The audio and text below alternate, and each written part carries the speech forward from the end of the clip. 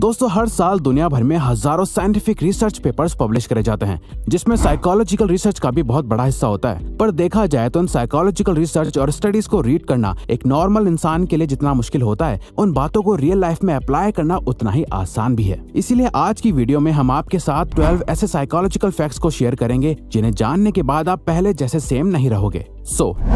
Number 1, music changes perception. हम सभी ये जानते हैं कि म्यूजिक हमारे मूड को चेंज करने का पावर रखता है। एक हाईली एनर्जेटिक सॉन्ग सुनकर आप मोटिवेटेड फील करोगे और वहीं एक सैड सॉन्ग आपको सैड और डिप्रेस्ड फील करा सकता है। आप किस टाइप का म्यूजिक सुनना पसंद करते हो, ये एक्चुअली में अफेक्ट करता है कि आप इस दुनिया को किस नजर से देखते हो। 2011 की एक स्टडी में लोगों को एक टास्क दिया गया, जहाँ उन्हें डिफरेंट म्यूजिक सुनते हुए एक पेपर पर हैप्पी और सैड फेसेस को टिक करना था। रिजल्ट ये देखा गया कि सैड म्यूजिक सुनते हुए ज्यादातर लोग सैड फेसेस को टिक कर रहे थे, वहीं हैप्पी म्यूजिक सुनते टाइम लोग हैप्पी फेसेस को चूज कर रहे थे, जिसे परसेप्चुअल एक्सपेक्टेशन का नाम दिया गया। जहां आप अपने कानों से कुछ सुनते हो तो आपका ब्रेन आपकी आंखों से सिमिलर चीजें देखने लगता है। इसीलिए एनर्जेटिक म्यूजिक वर्कआउट करते टाइम बहुत हेल्प करता है और सॉफ्ट म्यूजिक आपको फोकस करने में हेल्प करता है। Dunning Kruger effect. 1999 में 2 सोशल साइकोलॉजिस्ट ने ये डिस्कवर करा कि इंटेलिजेंट लोग हमेशा अपने आप को एक बिलो एवरेज पर्सन की तरह ट्रीट करते हैं। वो कभी भी खुद को बाकियों से ज्यादा स्मार्ट नहीं मानते। वहीं दूसरी तरफ एवरेज आईक्यू वाले लोग इसका बिल्कुल ऑपोजिट करते हैं। उन्हें हमेशा ये लगता है कि वो बाकियों से ज्यादा बेटर है। इसीलिए अगर आप ऐसे लोगों से मिलो जो हर बात में खुद को सुपीरियर शो करते हैं, जो ये दिखाते हैं कि वो कितने ज्यादा स्मार्ट हैं, तो समझ जाओ कि ये बस एक डनिंग-क्रूगर इफेक्ट का असर है। वो असल में इतने इंटेलिजेंट नहीं है जितना वो दिखा रहे हैं, क्योंकि एक हाईली इंटेलिजेंट पर्सन कभी भी अपनी नॉलेज से सेटिस्फाइड नहीं होता। वो हमेशा खुद की एबिलिटी पर डाउट करता है, क्योंकि उन्हें लगता है कि वो और बेहतर हो सकता है। फॉर एग्जाम्पल, आपने अक्सर ये तो देखा ही होगा, जो दोस्त ये कहता है कि उसने एग्जाम के लिए कुछ नहीं पढ़ा, वो बिल्कुल प्रिपेयर होके नहीं आया था। मोस्टली केसेस में उसी फ्रेंड के अच्छे मार्क्स आते हैं, जबकि उसने बोला था कि मेरा एग्जाम अच्छा नहीं गया, मैं और अच्छा कर सकता था। क्योंकि मानो या ना मानो, वो सच में थोड़ा ज्यादा इंटेलिजेंट पर्सन है।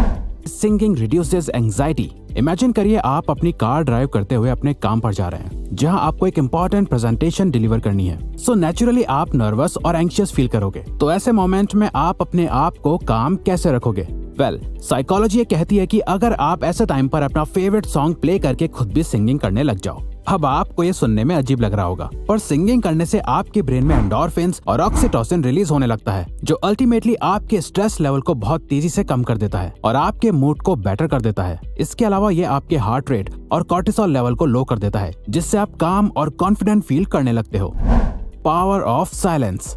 अगर आप चाहते हैं कि कॉन्वर्सेशंस आगे बढ़ती रहें, पर आपको समझ नहीं आ रहा कि क्या बात करें, तो इसका सबसे सिंपल तरीका है अपने पार्टनर से कोई भी एक क्वेश्चन पूछ लो और जब वो आंसर दे दे, उसके बाद भी आई कांटेक्ट मेंटेन रखो और आपका पार्टनर साइलेंस को अवॉइड करने के लिए कुछ ना कुछ बात करने लगेगा।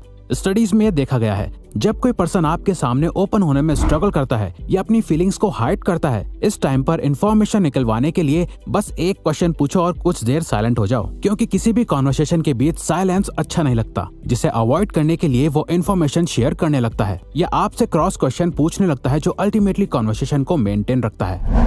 Playing dumb. अगर आप किसी के सामने अपना गुड इंप्रेशन बनाना चाहते हो, तो किसी ऐसे टॉपिक के बारे में बात करो जो उन्हें बहुत पसंद है और उसके बारे में उनसे सीखो। फॉर एग्जाम्पल, आप किसी से मिले जिसे कार्स में बहुत इंटरेस्ट है। अब हो सकता है कि आपको भी कार्स के बारे में बहुत नॉलेज हो, पर उनके सामने ऐसे प्रिटेंड करो जैसे आपको उनसे कम नॉलेज है और उनसे क्वेश्चंस पूछो जो सामने वाले पर्सन को कॉन्फिडेंट और स्मार्ट फील कराएगा और वो आपसे बात करने में और इंटरेस्ट शो करेंगे, क्योंकि वो जिस बारे में बात करना चाहते हैं आप उसमें अपना इंटरेस्ट शो करते हो, जो आपको एक लाइकेबल पर्सन बनाता है। और वैसे भी दलाई लामा का कहना है कि जब आप बात करते हैं तो आप केवल वही दोहरा रहे होते हैं जो आप पहले से जानते हैं, लेकिन अगर आप सुनते हैं तो आप कुछ नया सीख सकते हैं। The snake man. अगर आप किसी ग्रुप में हैं या किसी एक पर्सन के साथ भी हैं जहां आप डिनर या लंच पर मिलने आए हो और आपको लगता है कि कोई कॉन्फ्लिक्ट क्रिएट होने वाला है, आपकी कॉन्वर्सेशन जैसे जा रही है, आप लोगों की लड़ाई हो सकती है, तो इस सिचुएशन को अवॉइड करने के लिए अपने सामने रखा खाना खाने लग जाओ, क्योंकि अकॉर्डिंग टू साइकोलॉजिस्ट्स ईटिंग एक कामिंग एक्टिविटी है। जब लोग कुछ खा रहे होते हैं तो बाकी लोग उस एनवायरनमेंट में कंफर्टेबल फील करते हैं। तो जब भी आपको लगे कि कोई बहुत ही अग्रेसिव हो रहा है या आप लोगों की बहस होने वाली है, तो उस पर्सन के पास जाके बैठ जाओ और उन्हें कुछ खाने को ऑफर करो। ऐसे टाइम पर एक सिंपल चॉकलेट भी आपकी रिलेशनशिप को बहुत हेल्प कर सकती है। Forming a habit. आपने कभी सोचा है कि एक हैबिट को फॉर्म करने में कितना टाइम लगता है? पहले ये माना जाता था कि किसी भी हैबिट को फॉर्म या ब्रेक करने में सिर्फ 21 डेज का टाइम लगता है, पर एक न्यू साइकोलॉजिकल रिसर्च के अकॉर्डिंग किसी भी हैबिट को बिल्ड करने के लिए अराउंड 66 डेज लगते हैं। इसीलिए जो लोग ये सोचकर कोई भी न्यू हैबिट बिल्ड करना स्टार्ट करते हैं कि 21 डेज के बाद उन्हें आदत पड़ जाएगी, और जब वो 22nd डे पर फेल हो जाते हैं तो उन्हें बहुत डिसअपॉइंटमेंट होती है और वो क्विट कर देते हैं। रिसर्च के अकॉर्डिंग अगर आप 66 डेज को 3 फेजेस में बांट दें, जहां शुरू के 22 दिन आपको बहुत अनकंफर्टेबल फील होंगे, नेक्स्ट 22 दिन आपसे बिल्कुल हैंडल नहीं होंगे, आप ऑलमोस्ट क्विट कर देंगे, और लास्ट 22 डेज के बाद आप एक मोमेंटम बिल्ड कर लेंगे, जिसके बाद वो हैबिट आपके माइंड और बॉडी से कनेक्ट हो जाएगी, आपकी रूटीन में आ जाएगी और आप सक्सेसफुली हैबिट बिल्ड कर लेंगे। Call people bye their name. Psychologist कहते हैं कि हर पर्सन को अपना नाम सुनना सबसे फेवरेट साउंड लगता है, क्योंकि हम सभी के लिए अपना नाम बहुत इंपॉर्टेंट होता है। तो जब कोई आपके नाम को याद रखता है तो आप भी अपनी इंपॉर्टेंस फील करते हो। सिमिलरली आपने ये नोटिस करा होगा कि जब कोई आपका नाम भूल जाता है तो आप इंसल्टेड भी फील करते हो। इसीलिए किसी के सामने अपनी लाइकेबल प्रेजेंस बनाने के लिए इम्पोर्टेंट है कि कॉन्वर्सेशन में आप सामने वाले के नाम को यूज करते रहो, जो उन्हें इम्पोर्टेंस फील कराता रहेगा और वो आपके साथ और कंफर्टेबल फील करने लगेंगे। मल्टीटास्किंग। क्या आपको लगता है कि आप मल्टीटास्किंग कर सकते हो? न्यूरो साइंस के अकॉर्डिंग हमारा ब्रेन एक टाइम पर सिर्फ एक ही चीज पर फोकस कर सकता है। कई बार जब आप 2 काम एक साथ कर रहे होते हो तो आपको ऐसा लगता होगा कि आप मल्टीटास्किंग कर रहे हो, पर रियल में आपका ब्रेन बहुत ही तेजी से उन दोनों कामों के बीच अपना फोकस शिफ्ट कर रहा होता है। हम चलते चलते एक दूसरे से बात करते हैं, क्योंकि ये बिहेवियर्स ऑटोमेटिक और ऑटो पायलट मोड से होते हैं। वहीं ऐसे टास्क जिनमें बहुत फोकस करने की नीड होती है, वहाँ वो साइमल्टेनियसली काम नहीं कर सकता। फॉर एग्जाम्पल, बुक रीड करते हुए टीवी देखना। अब यहाँ पे आपको लगेगा कि आप दोनों काम एक साथ कर रहे हो, पर रियल में एक टाइम पर आपका फोकस या तो रीडिंग करने पर है या टीवी देखने पर।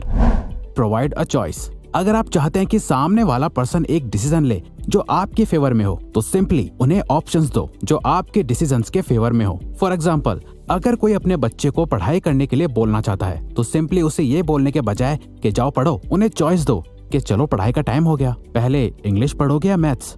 तो जब वो कोई भी चॉइस लेंगे तो उन्हें लगेगा कि वो खुद ये डिसीजन ले रहे हैं, वो अपने कंट्रोल में है। अब ये ट्रिक आप किसी के भी साथ यूज कर सकते हो। जैसे आपने नोटिस करा होगा कि हर रेस्टोरेंट में वेटर्स इसी ट्रिक का यूज करते हैं। वो आपको वो सारे ऑप्शंस देते हैं जो वो चाहते हैं कि आप ऑर्डर करो, और आप इनडायरेक्टली वही करते हो, पर आपको ऐसा लगता है कि वो डिसीजन आपने लिया, लेकिन रियलिटी में वो डिसीजन आपके वेटर ने पहले ही ले लिया था। यानी कि वो ट्राई करते हैं कि आप कुछ चुनिंदा चीजों में से ही कुछ एक चीज ऑर्डर कर दें, जिसे रेडी करने में रेस्टोरेंट को ज्यादा टाइम ना लगे। The power of sunlight.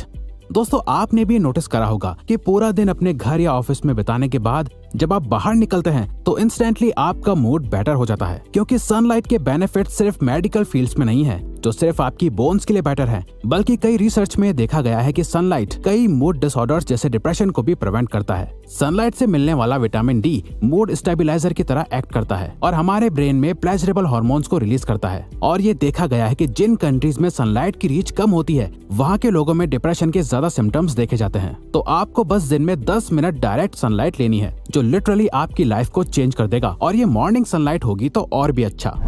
Mirror body language. अगर आप किसी से बात करते टाइम उनकी बॉडी लैंग्वेज या उनके कुछ बिहेवियर्स को कॉपी करने लग जाओ तो वो आपके साथ इंस्टेंट ट्रस्ट फॉर्म कर लेंगे। वो जैसे बात करते हैं, जैसे मूव करते हैं, अगर आप भी उनके कुछ एक्सप्रेशंस को मिरर करने लगो तो वो आपको और पसंद करने लगेंगे, क्योंकि वो आपसे और भी ज्यादा कंपैटिबल फील करेंगे। साइकोलॉजिस्ट इसे कैमेलियन इफेक्ट कहते हैं। फॉर एग्जाम्पल, किसी से बात करते टाइम ये नोटिस करो कि वो कौन से वर्ड सबसे ज्यादा यूज करते हैं, और आप भी बात करते टाइम उन वर्ड्स का यूज करने लग जाओ। इससे वो खुद को आपसे आइडेंटिफाइड कर पाएंगे, उन्हें लगेगा कि आप भी उन्हीं के जैसे हो, और वो आपकी कंपनी को एंजॉय करने लगेंगे। तो अगर आपको ये वीडियो अच्छी लगी तो वीडियो को लाइक और सब्सक्राइब बटन पे क्लिक करके इस चैनल को ग्रो करने में सपोर्ट करो, और बेल नोटिफिकेशन ऑन कर लीजिए ताकि आप आने वाली वीडियोस मिस ना कर पाओ। Thank you for watching.